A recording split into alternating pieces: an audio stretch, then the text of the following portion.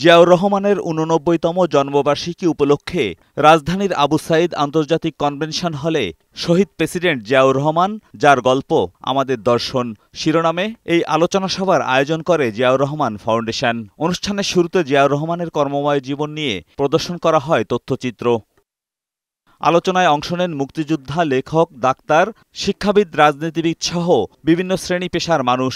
এ সময় জিয়াউর রহমানের রাজনৈতিক জীবনের দূরদর্শী দিক নির্দেশনাগুলো তুলে ধরেন আলোচকরা। বলেন, যার ঘোষণার মধ্য দিয়ে দেশ স্বাধীনতা অর্জন করেছে, আইন করে তা বাদ দেওয়া যাবে না।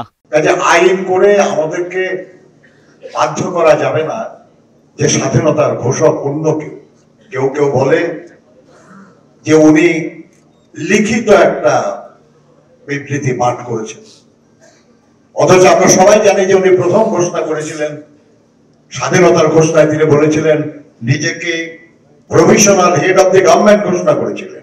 শুধু লন্ডন থেকে অনুষ্ঠানে ভার্চুয়ালি যুক্ত হন বিএনপির ভারপ্রাপ্ত চেয়ারম্যান ও জিয়া ফাউন্ডেশনের প্রতিষ্ঠাতা তারেক জিয়া। যুক্ত হন ফাউন্ডেশনের সহসভাপতি জুবাইদা রহমানও। এ সময় জিয়াউর রহমানকে নিয়ে কবিতা আবৃত্তি করেন তিনি।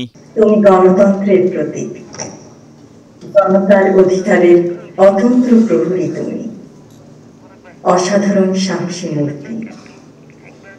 তুমি নেতা, তুমি কঠোর পরিশ্রমী। দিন কেটেছে তোমার সবার চিন্তায় বিরামহীন। তুমি সূর্যরশ্মি, চাঁদের আলোর মতো। তাই আজ বহু দূরে থেকেও আমরা তোমার আলোয় আলোকিত। জিয়াউর রহমানের শাসনকাল ও জীবনের নানা দিক তুলে ধরেন তারেক রহমান। প্রশ্নোত্তর পর্বে তিনি বলেন, গণতন্ত্র সুরক্ষিত রাখতে মানুষের অধিকার নিশ্চিত করতে হবে।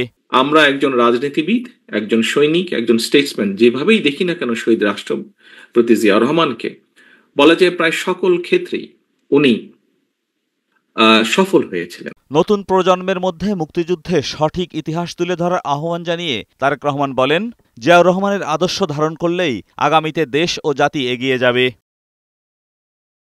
এজাজুল হক মুকুল, বৈশাখী সংবাদ, ঢাকা।